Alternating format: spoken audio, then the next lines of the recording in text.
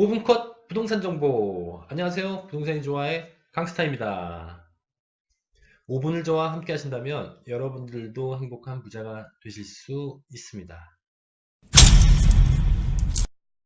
집이 두 채 그리고 세 채라도 비과세를 받을 수 있을까요?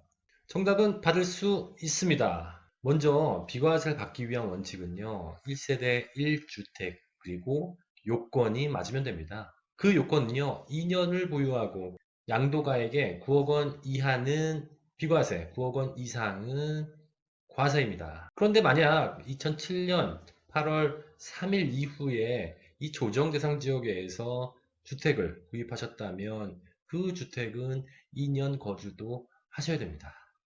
이렇게 거주 요건까지 만족을 하셨다면 비과세를 받는 것은 문제가 아닐 텐데요. 이 비과세를 받을 수 있는 주택 외에 또 다른 주택이 있다면, 그러니까 집이 두 채라면 이 비과세를 받는 것은 문제가 없을까요? 네, 원칙은 받을 수 없지만요. 예외적으로 한 10가지 이상 정부에서 정해놓은 예외가 있습니다. 그 예외 중에서 5가지를 좀 뽑아봤는데요.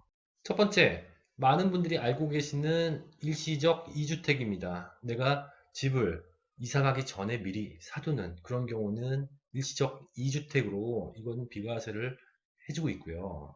둘째, 동거봉양인데요. 부모님을 모시기 위해서 세대를 합친 경우입니다. 그때 나와 부모님이 집이 한 채씩 갖고 있다가 갑자기 두 채가 돼버리는데요. 이렇게 효자, 효녀들한테 세금을 받는 건 이상한 일이겠죠. 이 동거봉양으로 비과세를 받으려면 2가지 요건이 필요한데요. 첫 번째는 부모님의 연세가 60세가 넘으셔야 됩니다. 두 분 다 넘으셔야 되는 건 아니고요. 두 분 중 한 분만 넘으셔도 되고요. 두 번째, 10년 이내, 합가한 날로부터 10년 이내에 둘 중에 한 주택을 처분하시면 됩니다. 세 번째, 혼인합가인데요. 집을 갖고 있는 남성과 집을 갖고 있는 여성이 만나서 결혼을 하는 경우, 이땐 집이 두 채가 되지 않습니까? 그때 5년 이내에 둘 중에 한 주택을 팔면 그 주택도 비과세를 해주고 있습니다. 네 번째, 상속주택인데요. 상속주택은 주의하셔야 될 게 딱 한 가지가 있습니다. 그게 무엇이냐면요. 꼭 상속받은 주택보다 내가 갖고 있던 주택을 먼저 처분을 하셔야 됩니다. 만약에 상속주택을 먼저 팔게 되면 그 주택은 세금을 내셔야 됩니다. 이 상속주택은요, 다른 것과는 달리 어느 기한까지 팔아라 라는 기한이 정해져 있지는 않고요. 같은 세대에 있다가 상속을 받은 경우, 즉 각자 집을 갖고 있어서 1세대 2주택 상태에서 상속주택으로 받는 경우에는 해당이 안 되고요. 꼭 별도 세대였거나 아니면 동거봉양을 위해서 합가한 경우, 그 경우에 한해서 비과세를 해주고 있습니다.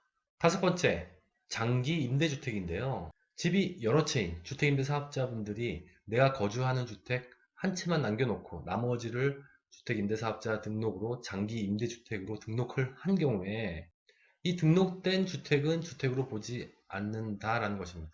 지금까지 5개를 말씀드렸는데요. 이 중에서 첫 번째 말씀드린 일시적 2주택과 다섯 번째 장기 임대주택에 대한 내용은 변경사항이 있고 양이 좀 있습니다. 요건도 좀 있고요. 그래서 별도로 영상을 업로드 하겠습니다. 그런데 이런 경우는 어떻게 될까요?